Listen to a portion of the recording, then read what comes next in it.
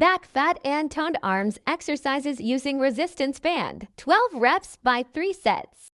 Good morning, Mommy. Bago mag-workout, alam nyo na, stretching muna tayo. Sunday ngayon, so baka naman meron ka ng time mag-workout, 'di ba? Ito na yung sign me, ito na yon. Tapos na tayo kahapon sa abs workout, so ngayon naman mag-focus tayo sa arms and sa back fat. Gumagamit talaga ako ng resistance band. Actually, okay lang naman na wala.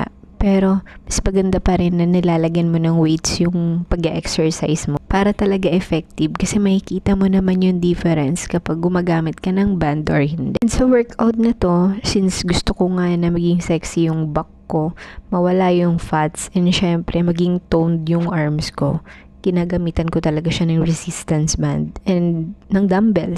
Magandang gamitan natin ng gandong equipments para yung mga skin natin mag-tighten and hindi naman pangitingnan kasi naglo-loose. Pero syempre, lagi ko naman sinasabi sa inyo na kahit anong exercise natin, kung hindi rin naman tayo nagda-diet, baliwala lang din to. Lagi natin silang ipag-tandem. 20% exercise, 80% ng diet. Hindi ako pro pagdating dito, pero sinishare ko kung ano lang yung alam ko. Yun lang.